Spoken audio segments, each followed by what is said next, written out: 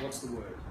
It's conditioning for yourself as well. I love to teach. You know, you just want to give content out, you want to teach people. People get to know you, they get to trust you, and it's a win-win situation. And that's, you know, and then you really just need to put people in their places in a nice way. Then obviously if they don't listen, then that's a different story. So you need to say, hey, these are the guidelines. I'm the one that's got the results. So this is the path that we have to follow. You can be in it, or you can make it up. You can waste your money. It's completely up to you. You know? And one thing, sorry, go. It might be a bit off topic, so just pull me off if you're not going instructions. Were you, before you started being in Bali and doing these retreats, were you working like one-on-one and then you've developed a product? So I mean, I'm just looking at your expansion, because in your giving to people, obviously it's expanded. I go into that in depth as well. Like Great, no, that's good. Stuff Yep. as well. So That's cool. but you can answer it, for sure. But we spend a lot of time on So it too. what I work with, what I thought I was good at, firstly, which I've been a personal trainer since I was 18. Yes. I was a professional bodyguard, Yes. and I was a sparky. So I can't really say, well, I'm going to protect you and show you how to hold a gun, or you know, put lights up. You know, I have to say, okay, so what am I good at? I know I'm really good at keeping fit, and then obviously we're learning our NLP, so we're becoming master practitioners. So we've done a lot of visualizations, a lot of NLP change work. So the program was giving people health and fitness, and training them 3 times a week. And then there was a lot of mindset, teaching them how to use the mind to get the best results. And then obviously a lot of NLP release and change work. So that was my initial program. Then I was looking at time and money for training people and where I was going, getting burnt out. Like I was, you know, training 10, 12, 13 people a day. Right. You know? And that was just taking too much time. And then I'm thinking, I love personal training, but then it was just like I'm too common. I'm like a fish in the ocean. So I'm like, I really want to get out of something different. What fills me up, and what really fills me up, and that's, you know, Steve knows this vision as well, is being on stage and talking in front of hundreds of thousands of people and inspiring, just, you know, by expressing your message, by being, you know how you said real and raw. Yes. That's something that I really like to connect with, because behind closed doors we just want to relax. We are real. We burp, we scream, we cry, all that stuff. And when, you know, people have to get up there. That's my bubble, though. Did you know that? Both perfect. What is perfect? Yeah. So, you know, me and Regan really have to work on our relationship, and, you know, and the journey was, you know, I was an absolute head case before, you know, I got into all this. So, you know, I know how to F your life up really good. We both do. And we know how to change it in, you know, in a short time as well. So, beautiful. Yeah. What do you think has been the most powerful action you've taken to get yourself from where you were to where you are? Awesome. Daily realignment, and we call it success climbing, and realigning and visualizing and becoming, I've got a saying for it, becoming the identity or the character you need to become to manifest your dreams and your goals. So, you know, like an actor, he's like boom. So you know when you want to become an actor wants to play a role in your life or in a movie. Yeah. So you need to practice, you need to become that, you need to, you know, you need to model yourself with people that have been there and done that. So it's realigning with myself and my goals every day, because what happens is you're moving towards your goals and becoming that without even thinking about it.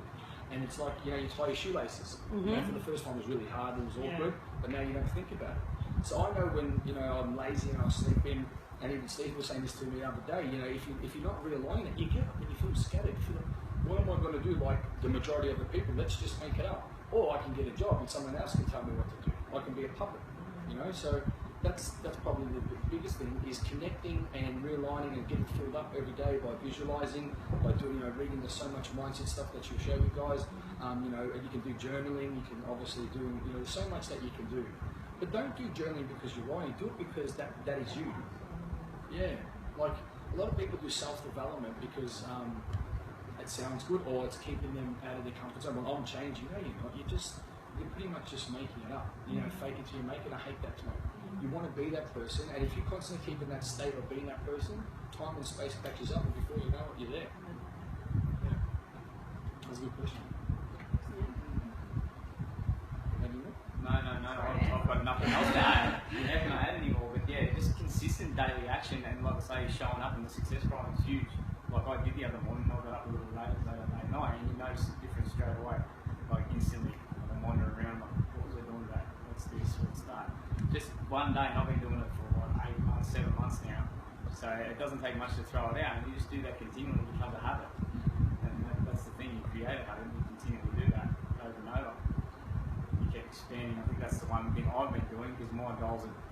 changing like daily now. Everything I'm doing is like just because I'm like, well, that's not big enough. That's not big enough. What's this here? I'll keep moving on and keep moving forward. And that's So what are some of your goals? Oh goodness, my goals. I just want to impact as many people as I can, just showing them there's better ways to live life instead of going back into their same routine or their same job that they're conditioned to, and that's it. Sticking in the relationship that they've been in for ages, doing the same things to get the same result, which isn't the right result. That's just a small part of it. Like I say, mine changes daily with what Lee's doing, reading, like going to America and Asia, everywhere like that. That's continually aligning with what I want to do.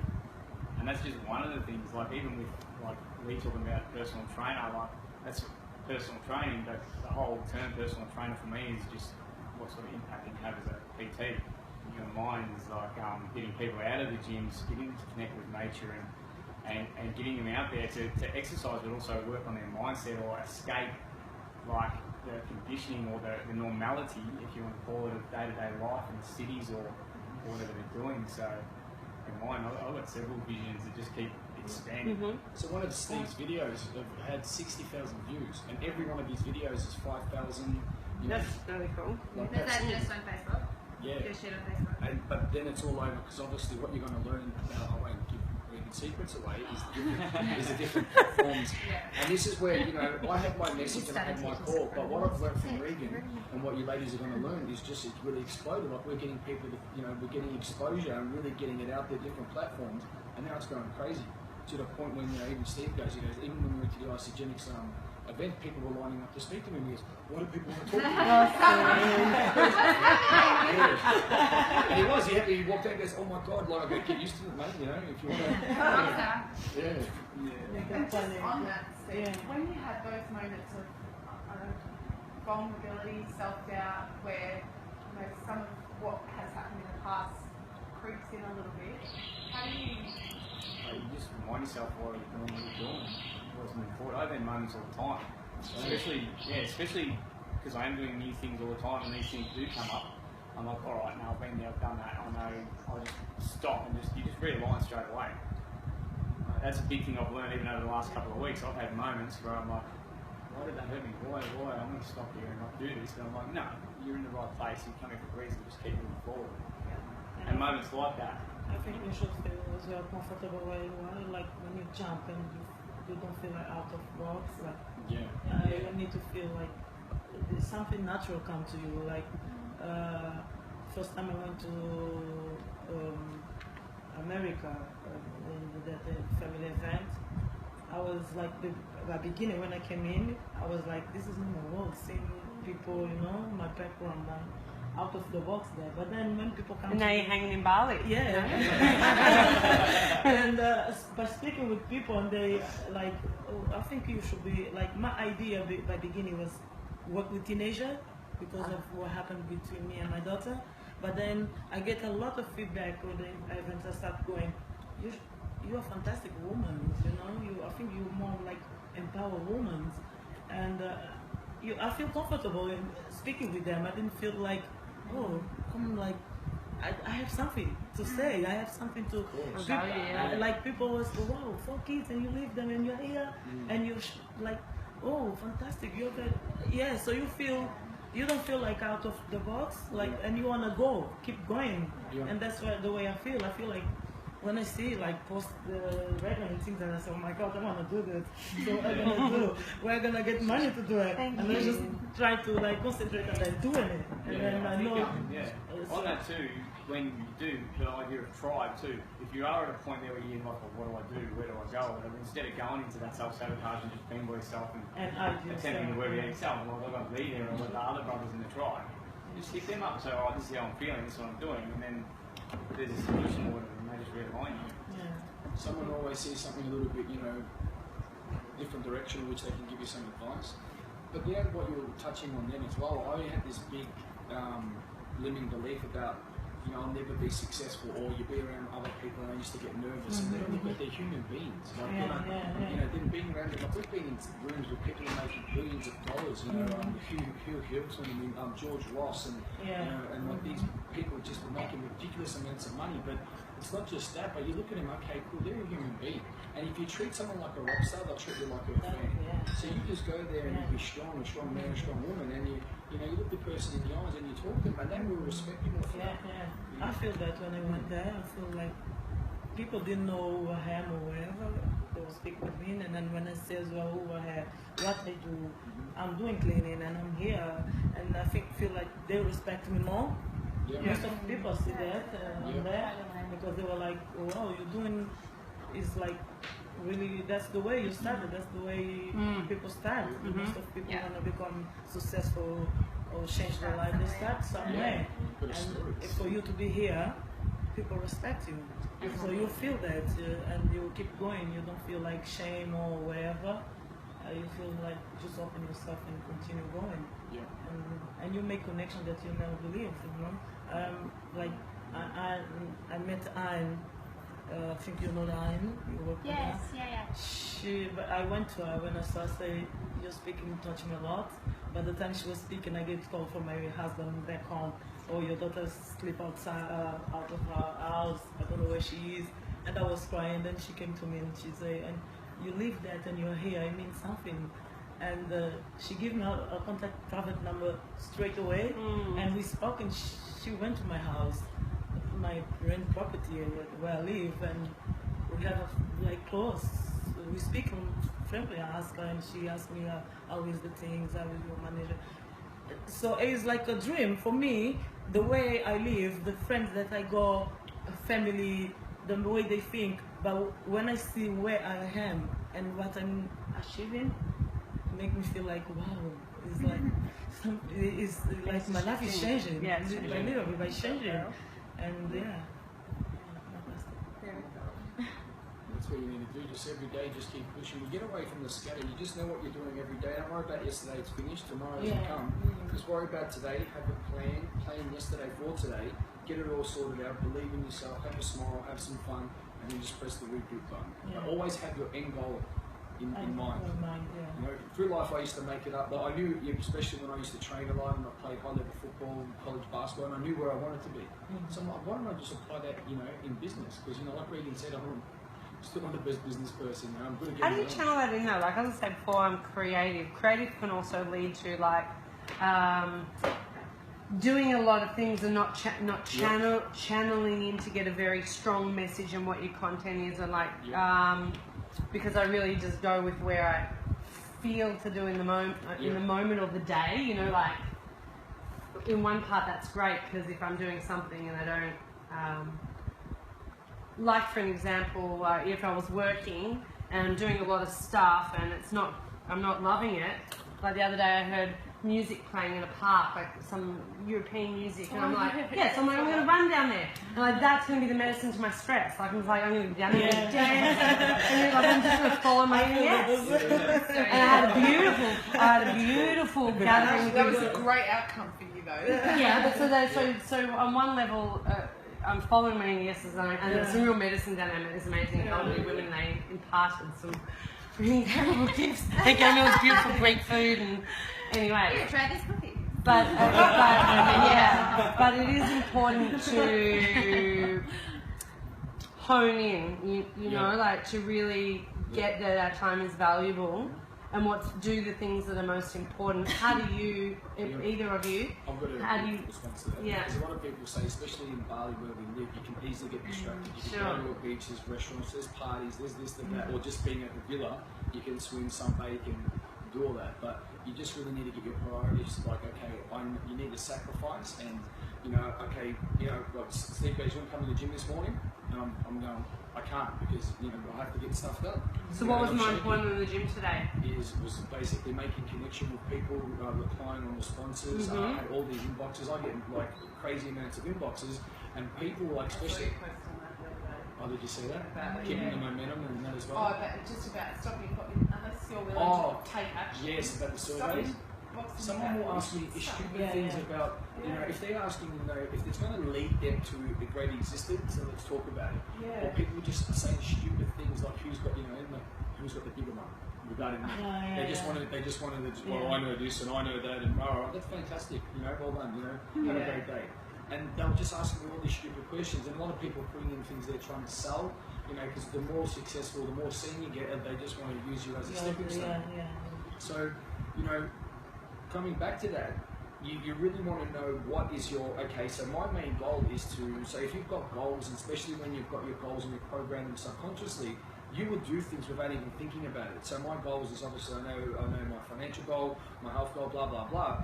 But so I have a results creator, which we do the day before, and it's not a to-do list, it's a results creator, meaning you're using language to empower yourself through, instead of isogenics. And I remember we're at Top Achievers, and I was talking to John O'Patch, and Dave Woods got me in front of the class, and it was like, whoa. And he said, explain about your results creator. So, John O'Patch, he led it to, to do this, and we say, I need to speak to 30 people. Speaking to 30 people, your brain doesn't like to speak. Is that going to get you a result? Or if you wrote, I'm going to show up to be an empowering leader, to manifest and believe in these people so they see the opportunity for them to, becoming my business. That is like, the way you need to think about that, the internal language, is that you've read that and already you're empowered and your brain already knows what to do. It's like when you dial a number on a phone, you can't dial the wrong number, it has to be in sequence. So that's what I teach the guys to do. You have all that programmed the day before, so that's going to keep you in line and give you the reference one. Yeah? Great. Yeah. So that gives me a kick in the ass to say, okay, I know what I'm sort of doing. I'm not sort of, I know what I'm doing.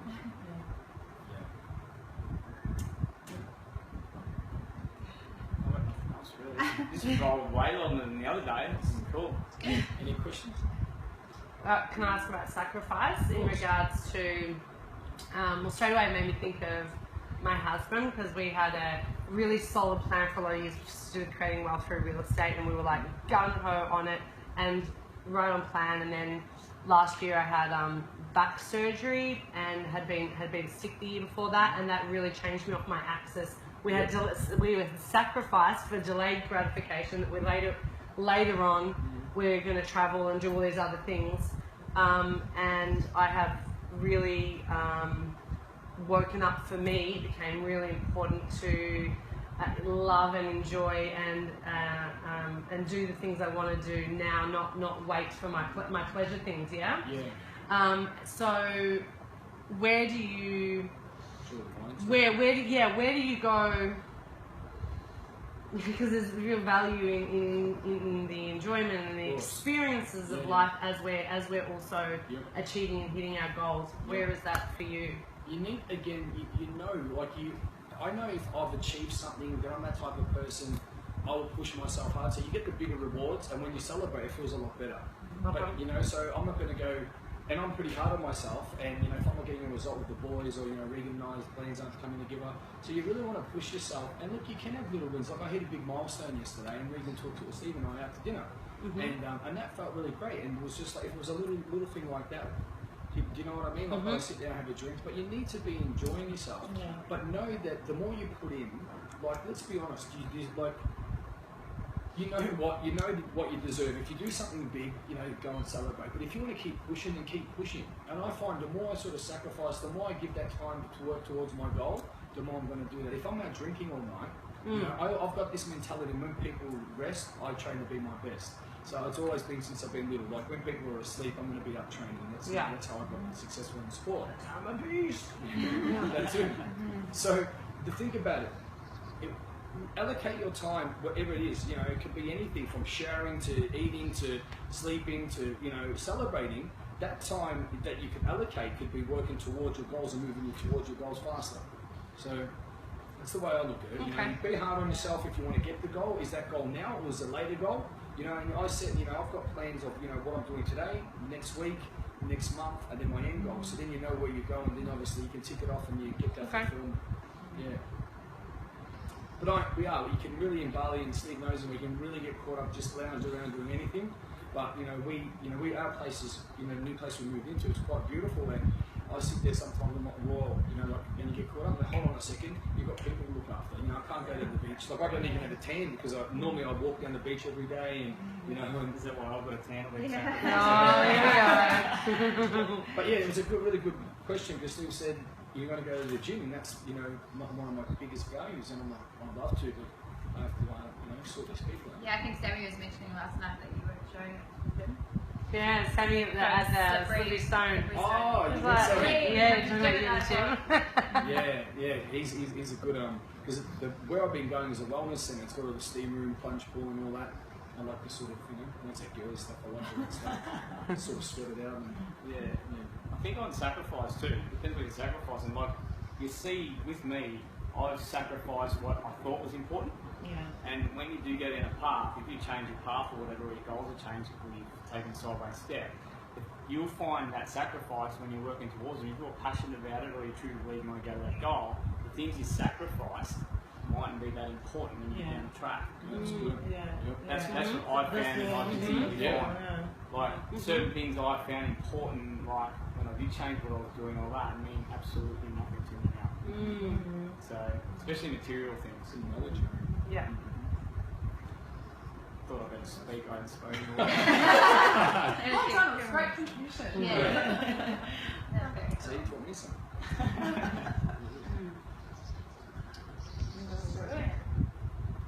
Happy Husky? Yeah, of course. Anything else you want to add? Really to be, to have success and have a tribe, have people that are strong and that, that that again, if you have to remove yourself, like the guys when Jay was, I got quite ill after the last retreat and I was in hospital but the guys took over and Jay came over here, set up the retreat and, they contributed, contributed, is that a word? Contributed. Contributed. So, and even in the group as well, just leaders getting up there, give people permission to step up in those roles. So if you can't always, always, I don't know if you know the terminology of the geese, they fly in a triangle. Yes. Yeah. And then obviously, when the leader wants to rest, goes to the back and then someone steps up. You want to have that. How have you developed that in your tribe? Like, how have you cultivated that behaviour as opposed to when you're the leader and people go, like, you're great, to not be on a pedestal. And because sometimes our ego can want us to jump into that and to really be, yes, I lead by example, but we collectively are the tribe and we each have our strengths and to pull all those resources together to make a really powerful collective. How do you, I'm talking a message right now, but still, how do you choreograph that? Yeah, because I'm just looking at my own life with that. I can be a bit of a lone wolf, so sometimes I find it can be a bit of a challenge to create a tribe. I get followers, but that tribe feeling where people really know their worth and want to contribute, just follow is a different thing. Yeah, you want to give them permission to, like with the guys, and they're doing an absolutely amazing job. That I say, hey, this is as much of my brand or even tribe as it is yours. Yes. And webinars, I'll get them to lead. Even having communication of getting the roles, because I was doing everything, accounts, signing people up, this, that, getting into, because we've got an accountability process and we've got 5 different pages. So they were there leading and giving instructions and that was really cool because then they're teaching, they're growing, and the more you teach your master, and then the other guys are respecting them. So everyone's starting to grow. And you keep it turning that way. And also, how would you sort of relate that back to, I would say, like, with being a personal brand, where your brand is like, say, me or my name, like it's not like a team beast mode or whatever. It's myself. Like, do you have a set number of people, like 3 or 4 trusted people that you would allow to also share your message to members, or are you like constantly needing to be there the whole time? Like, if the brand is just you, how would you branch that out? So obviously the guys are given an opportunity if they want to come on board as coaches. So then that's like the inner circle. And that when you step out, they've got it. Like they've been teaching in retreats. They've been coming. They can come back to any retreat for no extra cost. But what it is, it's having that inner circle. So the leadership, like a leadership team. If people want to set up, there's different platforms they can do that. But again, it's the right people. You have to, because I have some people, to be honest with you, that they they get a little bit of a sniff of leadership, and then they think that they're the cream of the crop. Massively. Makes sense. And the difference from what I hear from you two is there's a big distinction between wanting to serve rather than wanting to promote yourself. So it's about that sense of, as a leader in beast mode, it's about serving others, not check me out, I'm top dog. Yeah, and I think that within beast mode, yes, because you want to keep that strong. But I think as people that you just even want around in society, you know, I'm not going to stand over you so I can get over there. You know, it's like you uplift everyone grows to a collective. You know, I even had a coach standing here saying, "Well, we'll grow outwardly, and then we'll have our own empires," and you know, wanting to just want this, that, and then I'm like, no, that's not cool. Because even in the real world, you know, there's a lot of people that are going to, you know, there's a lot of takers in the real world. And when I had a job, it was everybody that, you know, one little minute you slip up, they were ready to, you know, to have a go or take you down. And that's one thing that I really try, not try. There isn't a try, man. I really, I don't know, say navigate to make sure that we don't have that. And because you just really want people to be able to grow together. And, you know, especially with men, you know, they get a little bit of a bicep and they think that they're a bodybuilder or a fighter.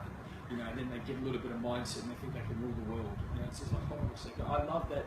But if you want to grow, we grow together. And like you said, don't promote yourself, we promote each other. Yeah. I think it goes to the whole leaders creating leaders. If you're a leader, you don't want to create a leader that's not like you lead sort of thing. So as simple as that. That's the way I see it. Yeah.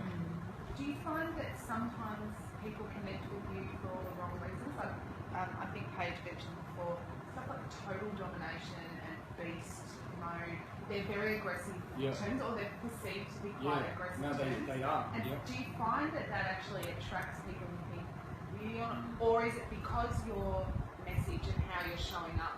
Yeah. A lot of people, to be honest with you, the feedback I get, they look at you and they go, well, we didn't think that you could hold a sentence. You know, I'm talking about people that, you know, that have got big businesses and they're quite successful in their model of the world. And then they said, but some people are drawn to, like, you know what, I love that you just got tattoos, I love that you're raw, you know, you stutter a couple of times, you say a couple of words that don't even make sense, and you're just real. And, you know, and I want to keep that. Obviously, you can fine tune and become professional in other ways, but you don't want to lose your authenticity of. So I'm getting you to have a big part. Like, you know, like, yes, the beast mode, but it's like I'm really feeling. So there's a lot of. I cried the first day, so. The heart is behind everything. Big muscle, big heart.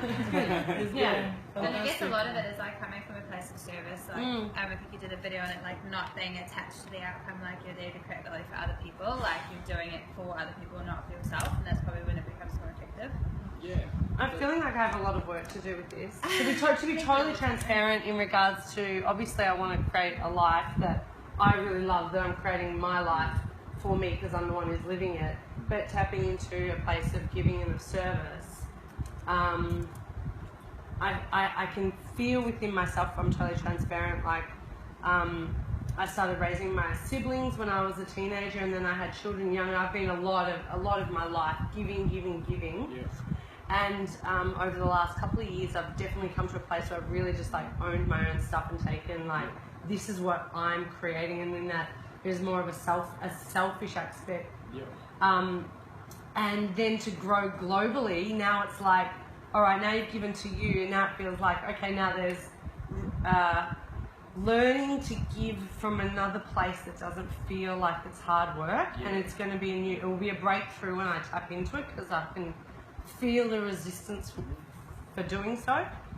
Does that make sense? Like, part of me is unwilling. I can feel there's bits that are unwilling, but it's what I need to tap into to move forward. You got the right person. She's helped me with, you know, with a lot of that, because exactly what you said was just like it brought me back that I was like a service. I don't want to be a waiter. Or, you know, I worked in a clothing shop, and you go, can I help you? Someone goes, shut up. And you know, and then I was just like, to be of service. It was like, what does that really mean? Am I just making this up? You know how I said there's a difference between an idea and a possession? But when you actually see someone transform and then see them helping others, or you get messages from their wives, you saved my husband's life, and thank you so much, or you see them, and then I'm like, oh my God, like, you know, like, fuck, I can do this. And you know that when you have that twitch. You know, when you get your clients, what is the most like struggle they have? Is it because they see that they self-raise? Is it because like the relationship or family and things like that they are struggling? What is like the main for the men? Yeah, for the men. Like when you work with them, it's like because it's very similar. Yeah, because are they lost or self-worth? And it's like huge. We're attracted together. for that. Fortunately, but unfortunately, true. Yeah, no, that's what it is. That's what I found, and I didn't believe that was with me, and that's what we discover on most of the men coming. It doesn't matter what. Is Could it be because they relationship, sometimes it could feel be like the relation, like the wife is better, or some is of it, them, yes. yeah, most of them. You feel Some like, of them. Not me. I'm not a wife. So. Yeah. okay. But my self-worth was low too. Yeah. So. But what happens, you know, Regan teaches, and you know what I teach as well. But it's the polarity. It's you know, it starts from when you're younger. If your parents weren't loving or something, or then you know, you just a girl that you like really hurt. If you didn't really bounce back from that, it starts to progress. And to be honest with you, and this is where I came from. Not you, I should say you. So when I came from, I was in my feminine. So most men these days are walking around in their feminine because all the queens, all these beautiful women are, you know, growing into these, you know, these juggernauts of businesswomen, but in power, you know, there's not really these powerful men stepping up. And I was like that for, you know, I was so blessed that Regan stood by me and put up with that. You know, and it's the same when me and Steve, you know, met, and it's so good for us to be able to get back in our power, and that's why, you know, we always say king mode, not to be like king mode, you know, it's like, hold on, let's be a leader of men, because what Regan, you know, when she was doing her first business, every woman wanted, if I had $1 and I went and I would be a millionaire now, the women just said, the most attractive thing in a man is a leader of men, not to be a leader to, you know, to lead, like to tell people what to do, but to have that sort of, you know, that authority, if that makes sense. My husband is definitely sitting much more in his feminine at the in the moment, and but it's true. And the way he is trying to assert his masculine, unfortunately for him, is trying to feel he needs to control. Like, and he's lost his way with that. Where really I would have definitely have seen this in the past, being queen and king, and really him owning this thing. But the growth that I'm experiencing, it's clutching at straws. It's great hearing you share about even yourself being in that. And I really was sharing yesterday, I don't even know when, about owning, like knowing myself that I'm actually absolutely with the right man, and that all the lessons that I need are there for us to learn and grow, and also having patience and understanding and passion when we're out of alignment, but still also being able to call forth from him how fucking powerful and magnificent he really is. I was saying earlier, I don't really care what my husband does, like as a job, he's a carpenter, but he feels he needs to change to be able to stay with me. But actually, my deepest desire is for him to just be happy in what he does, like to really be, I don't care if he's a carpenter or a world leader, it doesn't matter, because the qualities that he has is what I'm deeply attracted to, and his values. Yeah, it's good that you can see that, because you know a lot of women will. They know that the man is, you know, in that weakened state, and they'll attack that. Yeah, they emasculate further. Yeah, which is it's like me. My husband is like in his comfort zone. He's like support me a lot. He stay with the kids no matter what. What was that? He stay comfort zone. Oh, comfort zone. Yes. He don't want, like, he's scared. Yes. You know, like the way he's just like, wow, you was like, I don't know, but he doesn't show up. He doesn't want to show up. And I know you can do it as well, but I don't want to push him. Don't come in for me, I don't want to push him. Next week. I can see, you're taking me out. I don't want to push him as well, like doing with that team being prepared. I don't want that. I want him to but I know you go he's a really talented man. He can paint everything blue, you know, and he doesn't like to do it I cannot make money with that, and I believe they can make money. He can actually become a interior designer, you know. I see that on him, but I don't want to put that on him. Put your own goals on him. Oh yeah, I don't Can I want give you some advice with that? Because when I was going through my hard time, if you said to me, well, I'll be running, you know, I'll be empowering men, I'll be living in Bali, have an international business, I would have given you the finger. I would have gone, what are you talking about? I couldn't even spell my name, let alone type on the computer. Now I don't even have to look at it, you know. Just so what helped you most? What did Regan do particularly that helped support, bring you out of that emasculate or feminine or that energy where you weren't fully owned? What was the key bits for you? So obviously, what you learn about, obviously knowing the NLP, knowing the mind, and the rest of that. So instead of like when I was sitting there crying like a girl, unfortunately. I mean, when I mean a girl, I was like, you know, there's nothing wrong with being a girl, you know what I mean? Yeah. Sitting there, but you know, I know. sitting there feeling sorry for myself. So she would make me lead myself. So she wouldn't come over, oh, you know, because that's actually anchoring. So you're anchoring that on the person. And so she would sit there and I'm crying and I look over, why are you coming to, you know, like, she would sit there, feel sorry for myself. And she sat there, pretending she ignored me. Like she drives her crazy because she wanted to, you know, help me, but she wanted me to lead myself. So obviously she gave me the ultimatum as well about, you know, she's not sitting there, you have to change yourself. She goes, look, well, I'm just letting you know if this happens then I can't be with you. So you either change or we'll break up. And straight up. And that's just going to say you have to lead yourself out of that. So obviously she saw something in me which I didn't even see in myself, and she stayed with me because it was a really dark time. It was ugly, I needed to go through it. It was, you know, it was quite disgusting.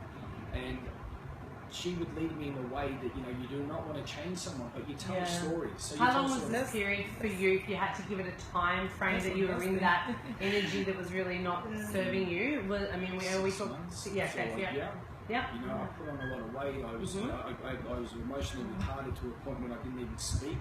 Like, people would talk to me, but I was so caught up in, you know, people say depression, which doesn't, which is rubbish. But Regan would lead me by telling metaphors or stories about another person that was directed to me. I know. Yeah, so it's just like, you know, when you in like a fairy tale, you always remember the fairy tale. So she was like, oh well, you know, so and so this, and you know, and he was going through a bit of a hard time, but he's got so much potential, and you know, when he's changing, you know, and I'm like, that sounds like me. Why can't I do that? So it was an indirect message. I should start doing painting, and we got like the clients. You know, people in nursery ask for it, and I was like just behind, like I giving like a little tips, but I didn't want to push him. But since I started doing my stuff and like living, doing like his comfort zone, he started taking action a little bit. Like start painting like already, and he's doing like computer, like to become a web designer. You know, so I feel like I'm not saying nothing, but I know like he's seeing what I'm doing and he's trying to make a transformation, but still you don't want like going to events or like believe like coaching and things like that, things that I know he needs to do. Deep down they want to do that. I was like that with Regan. I remember she was going to do all these courses like NLP. I go, what club was that? And what was the changing point? We went to America to it was her ex-boss. I think it was her only job that she's ever had. But she was coaching then, and her boss was having his birthday, Jamie McIntyre, 21st century female. And so we went to, it was the penthouse at the top of Palms Casino. So you've got Nick Halleck, who's a billionaire, you've got Jamie, you've got you know, all these people. I'm like, and I was way out of my thing. I'm like, you know what, stuff this, you know, why is she taking me out? But once you start speaking to these people, and it was like a, it was like, you wake up and you're like, oh my God, so they really paid attention to what I had to say and what they had to say, and sort of just connected. And I'm like, you know, and then they were telling me about, why don't you come and do, I run a course, and that was where I started my NLP. And then being around these people just started taking all these layers back. You know, we met Arnold, I got to interview Arnold for a little bit, and just, you know, got the bodyguard him. I was just like, whoa, but I wanted to go to those courses, but I was my pride and I was too scared. And then I become a, you know, a self-development junkie, which I still am. You know, like it's just, you just want to keep getting that knowledge. But a man always wants to grow, because if you're not achieving, you're growing, you're dying. But really, a man just says, no, I don't want to. It's just, you know. Do you? Sorry, go. What would be the first steps? So say, like my partner's amazing. He's probably like very similar to how you were early Regan days, like very like all about gym and where the next party is, and like sort of sort of a toxic lifestyle. How would you go about sort of just encouraging them, like he's incredible, like he knows that there's definitely a high purpose, but sort of guiding him to that without being pushy or being like, I'm doing this, therefore you need to step up, like without making him feel like uncomfortable or insecure in the relationship? Like what would be a good way to go about like gently encouraging him in the right direction? Yeah, obviously it's the relationship. Like Regan was always great about saying, you know, it would be great if you supported me, or the real masculine was saying, can you help me? You know, and when she says that, my ears stand up like a German shepherd, and it's like I'm hypnotized. I'm like, I can't move. Or she'd go, oh, can you open this jar? She can open it, but it's all these little things. Little things. You know, if he really cares for the husband and the boyfriend, if he really cares for you, he will stand up and do that. And go, you know what? Provide. Yeah, it would be great if you could, if you could support me and come to these events. Just come and check it out. I just love to have you there instead of all these other partners having their, all these other couples having their partner there. I had that just recently last week. So it was like getting Crystal's next thing, and Dan stayed home. Yes, he was with his kids, and yes, he was being supportive, and I had all these people congratulating me. I just went outside. I got really emotional. I was like, oh, where's that coming from? I was like, I called him up and I said, I don't want to get another award without you next to me. Like, I'm serious. Like, this is a team thing. Like, I actually need you here. My success is your success, and vice versa. And I really, that moment was important because I don't want to just be like shining up there. And him, like, I want that as a team. Like, the man that I have in my life is strong, knows his work, is also there by my side. Likewise, for his successes, I'm there by his side. And we show up in that way. Exactly. That's actually so funny what you're saying. Regan, she's the one that's done everything with isogenics, and we had success very quickly. And there was times when we had to go on stage just recently, and the night before I wasn't feeling like I had too much to drink, and I didn't get up on stage, and we're getting awarded something. But she was exactly the same. She goes, I want you by my side. I want this to be whole. Of course, you can do it by yourself, but there's a different feeling about really. But leading your partner, I'm sure Regan will be able to help you. But I even know how I would feel if Regan was speaking to me. It's just like, hey, she wants me to support her. Am I going to pretend? Am I just going to say I'm this leader of men when I want to, or there's no switch? And it's just the relationship. You just need to use some traits. I found like fake clients for my husband. I just came to her, look, my work, someone like they need to run, you can paint the kids run, they need to run, and they will pay you something like, and say okay. And I talk with the people and say, oh look, you need to like sell himself, take picture and do it, but I will make it like you're gonna pay. And I give money from my money to my husband, like the client. So he did that. It's true. I did that. And he took the picture. They took picture. Yeah, they take pictures and stuff like that. And actually, other people see picture what he done, and they invite him. And they go clients now, like nursery. They show the picture and the kids in nursery to do painting. And you go. It's not like a lot, but something's coming, and you get interested, like go Google and see stuff. And start designing. So it's something like you as a woman, you have a power like to introduce a little bit, like we don't need to show them we are like remember we can push them without they know we are push them. You said the key word, like the word is woo men. So women woo men. Regan, if she spoke to me, my ex-fiance was like, she didn't get out of the masculine to the point I broke it off. It was like I was speaking, it was just everything depolarizing. I was sleeping in different rooms, rah, she was barking like a dog, to the point when I just kept going like, and then I just said, oh, that's enough. And then I went into my feminine because I started feeling sorry for myself, didn't know what I knew. Obviously Regan's got empire, she's doing webinars, 100 people, blah, blah, blah, and then she's like in her masculine, all right. And I know, at least it's the awareness. So I know I'm not going to come to her and say, hey, we're all right, because she's in her masculine energy. So I have to wait till she drops out, or she'll know. And like if I'm, come back and I'm heated up about something, and she comes, do this, clean that. What do you think we're going to do? We're going to end up having a fight. Or she'll be all like, oh baby. It takes such a conscious couple though to understand these dynamics and to really honour that. Like it's, like in the moment, okay, so I'm being more in my masculine and dry because there's things I want to create. For my man to sit in his feminine being all, Paul, sorry me, and not understand the energies that are happening there. It's a really interesting dance because of course he's wanting me to be softer. And then if I'm just really spending a lot of time thinking and feeling into this is like, I find it very hard to achieve in my feminine. It's like, okay, I just want to make love and do my hair and have a bath and dance and just be all gooey. And it's nice. My husband loves it. Everybody in the family's happy, but I get nothing done on it. It's like if I drop in, I'm in. Like it's at the moment, any bit of achieving with myself, my husband automatically is dropping into that feminine so easy and staying stuck in it. He's not having the awareness to. So even him being like that, just say you're there smashing, you're getting results, and him being his masculine, just say, hey, you've been working heaps, babe. You know what? Get ready, have a break. We're going to go to dinner. I've sorted it, and let's go. He can do stuff like that. Yeah. You know, if you go, oh, but I'm not going to do it. I'm like, nah, get ready. Here's your dress. Put it on. Yeah. Oh, I love it when he does that. Yeah. So that's you know, sexy. That's some things, instead of being forceful, you know, there's that difference, but again, you need to be open to it. And it's not saying that you have to sit there and study the energy, but you can if you if you know where to sort of, like you said, the dance or push and pull, you know how to work that. I find, you know, going back to what everyone was saying, how you could lead your man to, you're just saying, you know, I really support, you know, I really want you to be around, I miss you, can you come to this, you know, this program, I just want you by my side, just sit there so I know you're there, I can hold your hand, not that, well, I want you to go to Tony Robbins because you need to change because, you know, you're a baby banana. You know, so, and I did, I found it really daunting. So funny.